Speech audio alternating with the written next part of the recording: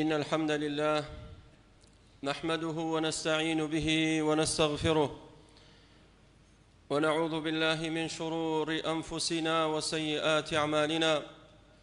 من يهده الله فلا مضل له ومن يضلل فلا هادي له.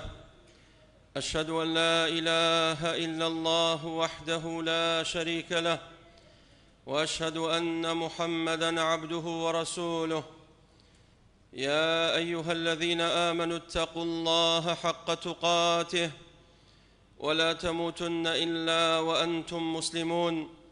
يا أيها الناس اتقوا ربكم الذي خلقكم من نفس واحدة وخلق منها زوجها وبث منهما رجالا كثيرا ونساء واتقوا الله الذي تساءلون به والأرحام إن الله كان عليكم رقيبا. يا أيها الذين آمنوا اتقوا الله وقولوا قولا سديدا يصلح لكم أعمالكم ويغفر لكم ذنوبكم ومن يطع الله ورسوله فقد فاز فوزا عظيما. ثم أما بعد، فإن أصدق الكلام كلام الله وخير الهدي هدي محمد صلى الله عليه وسلم وشر الأمور محدثاتها وكل محدثة بدعة وكل بدعة ضلالة وكل ضلالة في النار. ثم أما بعد، قال الله سبحانه وتعالى: لقد كان في قصصهم عبرة لأولي الألباب ما كان حديثا يفترى ولكن تصديق الذي بين يديه وتفصيل كل شيء وهدى ورحمة لقوم يؤمنون. لچوار وتاري رابردو لخزمتانا لباسي تشيروشي پیغمبر آدم عليه الصلاة والسلام. بلان بو اوي بسرهاتكان هر وكو خبرك نيجيرينوا چونك خوي تعالى دا فرمي: لقد كان في قصصهم عبرة. كواتا ئێمە کاتێک چیرۆکی پێغەمبەران دەژێڕینەوە ئەمە بۆ چییە؟ بۆ ئەوەی دەرس و پند و ئامۆژگاری و عیبرەتی لێوەرگرین. بۆیە لەم وتارە کۆمەڵێ دەرس و وانە کە فێری بووین لە چیرۆک و ژیاننامەی ئادەم عەلەیهی السەڵات وەسەلام لە چەند خاڵێکە ڕوونی دەکەینەوە. خاڵی یەکەم فێر بووین لە ژیاننامەی ئادەم عەلەیهی السەڵات وەسەلام کە ئەسڵی ئێمە خۆڵ و گڵە. ئەوە ئەسڵەکەی ئێمەیە، لە بیری نەکەین. واتە شانازی نەکەی بە خۆت، متەکەبر نەبی وەکو شەیطان، بەڵکو دەبێ کەسێکی متەواضع بی، خۆ بە کەمزان بیت. پێغەمبەری خوا صلی الله عەلەیه وسەلەم دەفەرمێ: كلكم بنو آدم وآدم خلق من تراب. دەفەرمێ هەمووتان نەوەی ئادەمن و ئادەمش لە خۆڵ دروست کراوە. دەفەرمێ: لەينتهين أقوام يفتخرون بآبائهم أو ليكونن أهون على الله من الجعلان. دەفەرمێ قەومانێک پەیدا بوون، ئەو لامە لامی قەسەمە، سوێن دەخوا. دەفەرمێ سوێن بێت: لينتهين أقوام يفتخرون بآبائهم. خەڵکێک هەیە فەخرەکە، شانازیەکە، خۆی هەڵەکێشێت لەناو خەڵکایە: من لە فڵانە بنە ماڵم، من باوکم فڵانە کەسە، من ئەوەم. شەیطان تەکەبوڕ گردی. قال: أم أنا خير من هذا الذي هو مهين؟ قال: أنا خير منه، خلقتني من نار وخلقته من طين. قال: أرأيتك هذا الذي كرمت علي؟ بمشي واز إنسان گمڕا بێت. بۆیە فەرمووی خەڵکانێکەی فەخر و شانازیەکەن بە دایک و باوکیان، یان بە بنەماڵەیان، یان بە قەومایەتی. دەفەرمێ ئەگەر واز دێنن واز دێنن، ئەگەر واز نایێنن ئەو کەسانە زۆر بێڕێزترن لای خوای پەروەردگار لە جوعلان. جوعلان واتە قالۆنچە، کە جۆرە حەشەرەیەکە بەس لە شوێنی پیسایی ئەژێت و پیسی شەخوات. دەفەرمێ هەر کەسێک ئەوە حاڵی بێت متەکەبر بێت فەخر و شانازی بکات بە عەشرەتێەوە بە باوکو دایکێەوە بە تایبەت کە موسڵمان نەبوو لای خوای پەروەردگار قیمەتی قالۆنچەیەکی پیست نییە قیمەتت نییە لە سەردەمی پێغەمبەری خوا صلی الله عليه وسلم انتسب رجلان على عهد النبي صلى الله عليه وسلم فقال أنا فلان ابن فلان ومن أنت لا أم لك وتي من فلاني كري فلانم دەستیان کردە مشتومڕ لە ناو خۆیان فەخر و شانازی ها لە مەجلیسێکا دانشی ئێمە لە فلانە عەشرەتین ئێمە لە فلانە بنەماڵین ئەمانە هەمووی جەهالەتە چونکە ئێمە ئەسڵەکەی ئێمە توڕابە ئێمە لە خۆڵ دروست کراوین شانازی بە چیەوە ئاکەیت ئەم دوو پیاوە کاتێک کەوتنە قسە وتی من فلانی کوڕی فلانم باوکم فلانە کەسە و فلانە ڕەچەڵەکە و لە فلانە بنەماڵین ئەوەی تریان وتی ومن أنت لا أم لك ئەی تۆ کێت هەیە باوکت کێ دایکت کێیە پێغەمبەری خوا صلی الله عليه وسلم کاتێک گوێی لێبوو فەرمووی لە سەردەمی موسا پێغەمبەر عليه الصلاة والسلام دوو پیاو بە هەمان شێوە کەوتنە گفتوگۆ یەکێکیان فەخر و شانازی کرد بە باو باپیرانی وتی من أنا فلان ابن فلان فعد 9 نۆ پشتی خوێنایەوە ئەیوتی تۆ کێیت وتی من فلانی کوڕی فلان کوڕی ئیسلامم ئەوەی بەرامبەر خوای پەروەردگار وحی نار بۆ موسا پێغەمبەر عليه الصلاة والسلام فەرمووی ئەوەی یەکەم کاتێک وتی من فلانی کوڕی فلان نۆ پشتی خوێنایەوە و شانازی بە باو باپیرانی کرد کە هیچیان موسڵمان نەبوون هەر نۆیان بۆ ئاگری دۆزەخە و دەیەمیان ئەو پیاوەیە ئەوەشی کەوا شانازی کرد بە ئیسلام وتی من فلانی کوڕی فلانم سێمیان فەرمووی ئیبن الئیسلام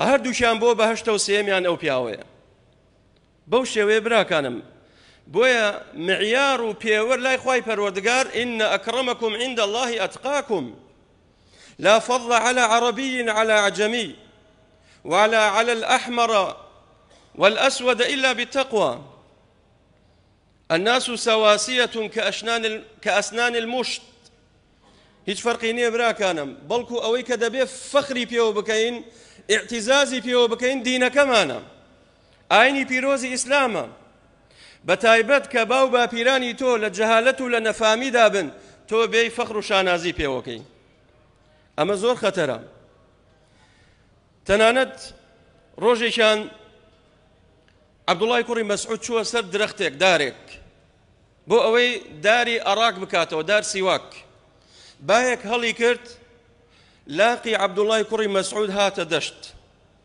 هاتە دەرەوە هەردوو لاقی باریک بوو عەبدوڵای کوڕی مەسعود کاتێک سەحابە بینیان دەستیان کرد بە پێخەنین پێغەمبەری خوا صلی الله عليه وسلم فەرمووی مما تضحكون ئەو بەچی پێخەنن قالوا من دقة ساقيه وتیان وڵی لاقی عەبدوڵای کوڕی مەسعود زۆر باریکە بەوە پێخەنین پێغەمبەری خوا صلی الله عليه وسلم فەرمووی والله لهما أثقل في الميزان من أحد فرمي سوين بي بخوا هردو لاقي عبد الله كوري مسعود لناو ميزانا قرصر لكيوي أحد بو چوكا بيايش إيمان دار بو يشيك بو لعلماء صحابة كواتا موضوعك زعيفي وقلوي نية موضوعك سيد شيخ نية موضوعك أونية أم عربة وبو بهشت أمشيان كرد بو دوزخ نا إن أكرمكم عند الله أتقاكم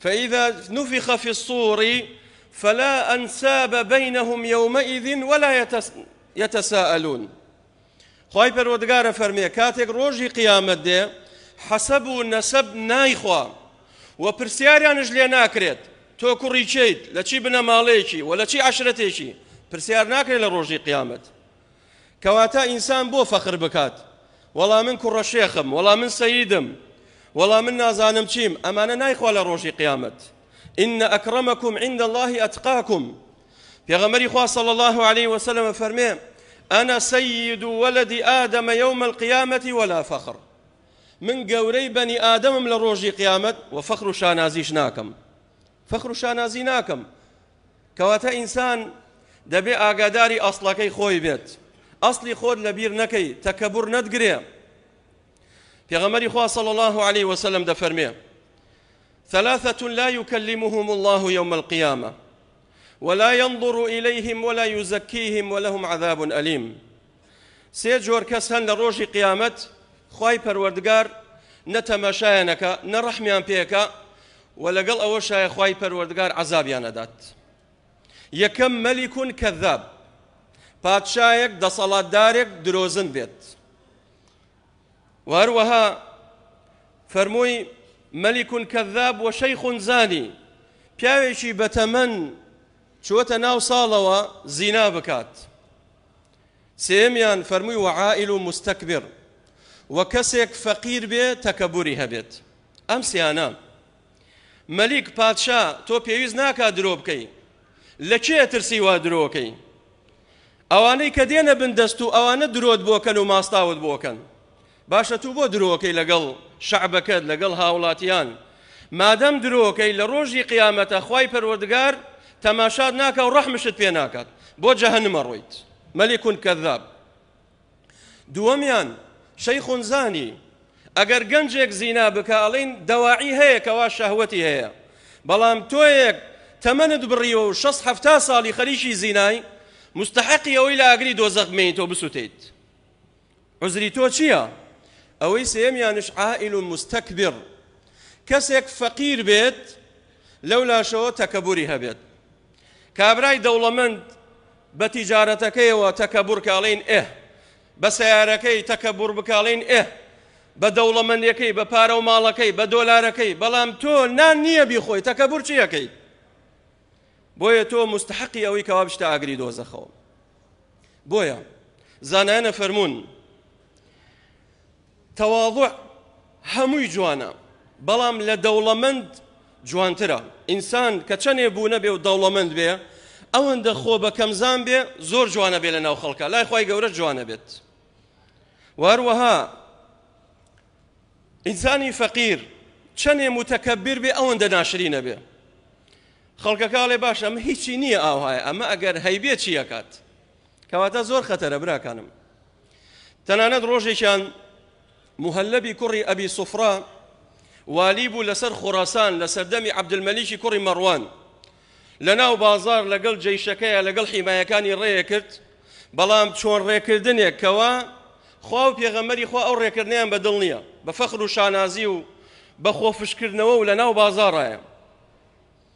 پیاوێکی ساڵحی موسڵمان هات بۆ لای نەسیحەتی کرد، وتی ئەوە تو بووە خۆت فشەکەیتەوە، بەچیەوە ئەنازەیت؟ وتی تۆ زانی من کێم؟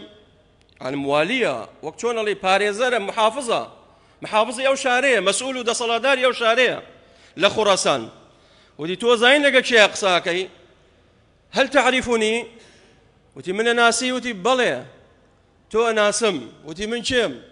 فەرمووی ئەوەلوکە نطفة مذرة وآخرك جيفة قذرة وأنت تحمل بينهما العذرة. فەرمووی بەڵێ سەرەتای تۆ لە دڵۆپە ئاوێکە، تۆ لە قەتر ئاوێ دروست بوویتە، تۆ چیت؟ تۆ لە دوو کونمی زاتیتە دەرەوە، فەخر و شانازی بە چیە واکەیت؟ ئەسڵەکەی خۆت لەبیر کردووە؟ ئەمە سەرەتاکەی تۆ ئەوەیە. ئاخیرەکەی تۆش کاتێک وەفاتەکەی جیفەتون قەذیرە، ئەگەر بێت و نەدنێژن وەکو کەلاشێک لەبان زبڵدان فڕێدریت، هەر مشک و مار دێن لاشەکەتە خۆن. جیفەتون قەذیرە. خۆت لەبیر کردووە کاتێک وەفاتەکەی چیت بەسەر دێت؟ و لەگەڵ ئەوەشایە ئاودەسەکە و سەر ئاوەکەشت لەگەڵ خۆتە هەڵگردووە، تۆ چیت؟ ئەم پیاوە دابەزی ناوچەوانی ماچ کەوتی وەڵڵاهی تعریفێ جوانت کرد، بەڵێ ئەوە ئەسڵ و فەسلی ئێمەیە. بۆیە محەممەدی کوڕی واسع ڕۆژێکیان کوڕەکەی بینی باڵێ کردەوە و خۆی فشە کردەوە. محەممەدی کوڕی واسع پیاوێکی ساڵح بوو، بان کوڕەکەی کەوتی ڕۆڵە وەرە وەرە ئیشم پێتە، تو ئەزانی من کێم و دایکت چێیە؟ وا خۆت فشەکەیتەوە بە خۆت ئەنازی فەخرەکەی بەسەر خەڵکایە. وتی ئەمما ئوموکە فەقەت اشتەڕەیتوها ب200 درهم، دایکتم بە 200 درهم کڕیوە بۆی بزانیت. وأما أبوك فلا أكثر الله من أمثاله، باوكشت دق خواويني زور نكالنا وخلقها. محمد يكري واسع، پیاوێکی صالح ئیماندار دەڵێ خوای گەورە نمونەم زۆر نەکەنە ناو خەڵکایە. تۆ بەچیەوە ئەنازیت؟ بە پارەکەت، بە باوکتەوە ئەنازیت، بە دایکتەوە ئەنازیت، ئەو حاڵی تۆیە، تەکەبور چی یەکەیت؟ بۆیە لەخوا بترسە. کەواتە ئینسان براکانم دەبێ متەواضع بێ. پێغەمبەری خوا صلی الله عليه وسلم فەرمێ ئەوحى الله إلي أن تواضعوا. خوای گەورە وحی بۆم داگردو فەرموویەتی تەواضعتان نەبێت. دائما خۆت بەکەم بزانە بەرامبەر ڕەفیقەکانت، بەرامبەر دایک و باوکت. با تۆ دەوڵەمەند بی، با تۆ بوو نەبیت، با تۆ علم زیاتر بێ، با تۆ مامۆستا بی، با تۆ شێخ بی، با تۆ سەید بی. بۆ خۆت جیاکەیتەوە لە خەڵک. ئەم تەکەبورە لە چی؟ دانیشتووی خەڵک دێ سوژدەت بۆ باو قۆندەرەکەت ماچەکە پەرژین بێ لە ڕووی ئێوە. تفەکەی فڕێدا خەڵک بە کلێنس گردێکاتەوە وەڵاوەک و مفەڕق و تەبەڕوک هەڵێگرین. ئەمە لەکوێی تەواضع جێ بێتەوە؟ خوا پەنامامدا. کەواتە ئینسان دەبێ تەقوای خوای هەبێت و متەواضع بێ. بەرجی کیبر لە گیان خۆی فڕێدا ئەجینا ئەو کیبرە شەیطان کردێ بەری. یەکەم تاوان بوو لە ئاسمان کرا. داواکەم لە خوای پەروەردگار بناو جوانەکانی و بەصیفاتە بەرزەکانی ڕەحممان لێکا و ئەخیری هەموو لایەکمان خێرکە. والحمد لله رب العالمين. ادعوا الله وأنتم موقنون بالإجابة.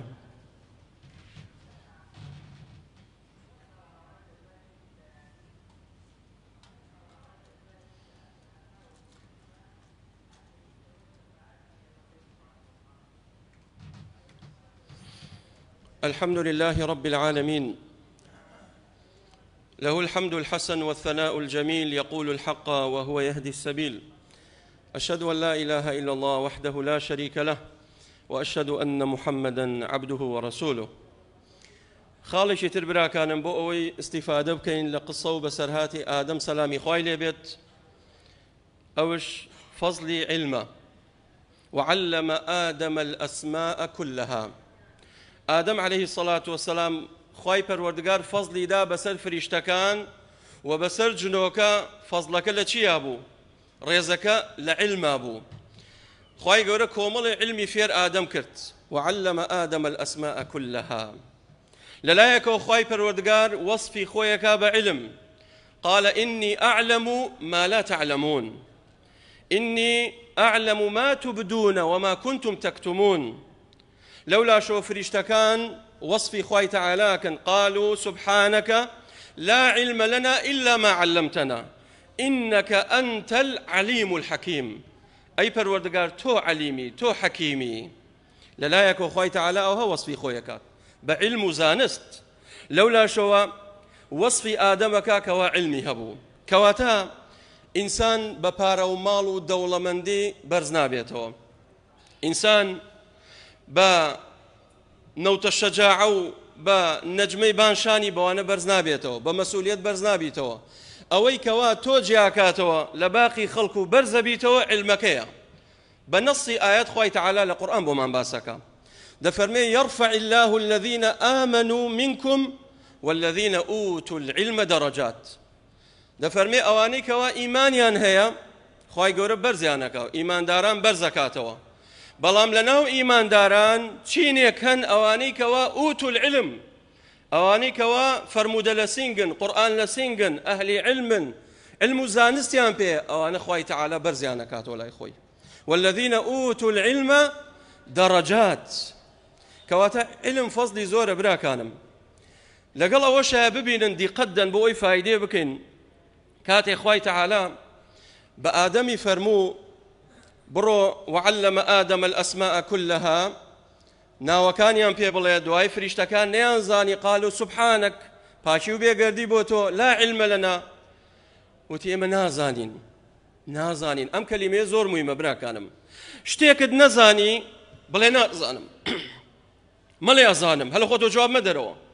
ئەوە تا فریشتەکان ئەڵێن قالوا سبحانك لا علم لنا إلا ما علمتنا والله أخرجكم من بطون أمهاتكم لا تعلمون شيئا.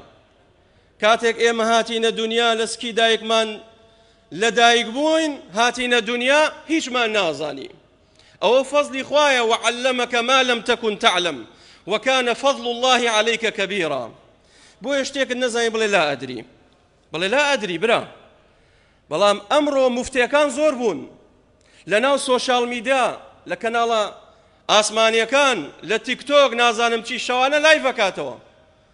چەندین مەسائیلی گەورە گەورە پرسیاری لێکرێت ئەگەر پرسیار بکرێت لە ئیمامی عومەر ئەهلی بەدری بۆ کۆ کردەوە بەڵام ئەو جواب بداتەوە شتی گەورە بەجێ بێڵن بۆ کیبارەکان بۆ گەورەکان بۆ ئەهلی علم ئەمما تۆ لەسەر هەموو ورد و دریشتێک قساکەیت و ئەدوێیت و فتوا دەیت فأفتوا بغير علم فضلوا وأضلوا خەڵکانێکن فتوا دەن هەم خۆیان گومڕا کرد و هەم غێری خۆشیان گومڕا کرد بۆیە شتێکت نەزانم بڵێ نازانم ئیمام مالک پیاوێک هات لە عێراقەوە چوو بۆ لای ئیمام مالک ئەو لە مەدینە بوو مالیشی کوڕی ئەنەس کە سەرمەذهەبی مالیکیە ئەم پیاوە هات فەرمووی چل پرسیارم هەیە لە عێراقەوە هاتمە بۆی پرسیار لە تۆ بکەم وتی باشە پرسیارەکانت کە هەل چل پرسیارەکەی کرد و لە ئاخیرە سێ پرسیاری جواب دایەوە وتی سی حوتەکەی نازانم ئێوتی باشە سم بڕۆمە بەلای تەڵەبەکانم بگەڕێمەوە بۆ عێراق بڵێم چی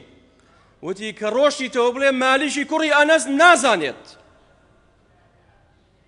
ئەو سی حوتە نازانم برا عیب نییە بەڵام ئەوە عیبە کاتێک تۆ شتێک نازانی و قسەی لەسەر دەکەیت قالوا سبحانك لا علم لنا إلا ما علمتنا کەواتە شتێک نەمانزانی هەلە خۆمانەوە دەمی تێوەرنەدەین قسەی لەسەر نەکەین بەڵام ئەمڕۆ بەداخەوە خەڵک هەمووی بووە بە موفتی هەمووی قساکە هەمووی کۆمێنتەکە هەمووی ڕاو بۆچوونی خۆیڵێت بەناوەی چیشەوە وەڵا کاکە فکرەکە ئازادە بەناوەی ئازادیەوە کاکە و خەڵکە وازی لێبێنە با بۆ خۆی قسە بکە با بۆ خۆی کۆمێنت بکە با بۆ خۆی ڕای خۆی بدە ئاخر ڕایەدا غەڵەتە قساکە قسەکانی غەڵەتە ئەگەر لە تەرازووی شەرع و قورئان و سونەتی بدەین دەرناچێ لێی بۆیە قسە مەکە کە قسەت کرد قسەکەت با جێی خۆی بگرێ زۆر خەتەرە براکانم لەولاشەوە ئەوانەی کەوا معلم الناس الخير پێغەمبەری خوا صلى الله عليه وسلم فەرمێ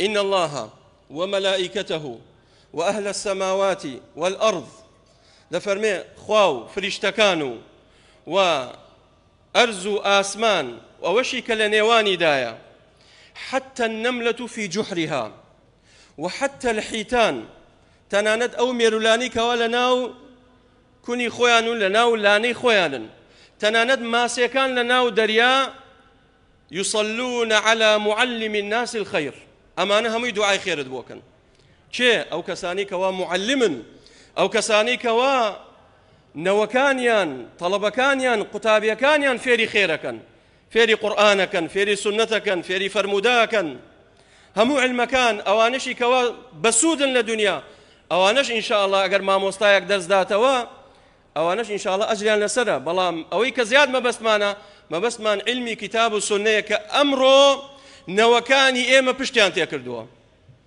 چەند کەس هەیە لە ماڵی ئێمە چی باوچێک مناڵێکی کردووە بە نەزر بڵێ ئەم کوڕم با کولیەی شەریعە بخوێنێت و قسەی خێر بۆ خەڵکات نا باوکو دایکانی ئێمە هەمویان خولی هاوینە مناڵەکانیان ئەنێرن بۆ دەورەی ئینگلیزی من ناڵێم دروست نییە با بخوێنێ ئینگلیزی با فێری ڕیاضیات بێ با فێری فیزیا بێ با فێری کیمیا بێت بەڵام بۆ جانبە دینەکەت ئێهمال کردووە لە کاتێکە مامۆستای قورئان زۆرە داوای پاراشت لێ ناکات داوای بەرامبەرشت لێ ناکات بەس مناڵەکەت بنێرە بۆ مزگەوت فێری کەین یان بینێری بۆ ناوەندەکە فێری کەین ناینێرێت گرنگ نییە بەلایەوە ئەی چی بەلایەوە گرنگە دەبێت کوڕەکەم لە ئینگلیزی یەکەم بێت ئەی لە قورئان مشکلە نییە هیچ کێشە نییە لە کاتێکە هەر کەسێک ئاگای لە قورئان نەبێ واللهی بەختەوەر نابێت واللهی ژیانی خۆش نابێت ئەو کەسانی کەوا دوورن لە دین وا نەزانن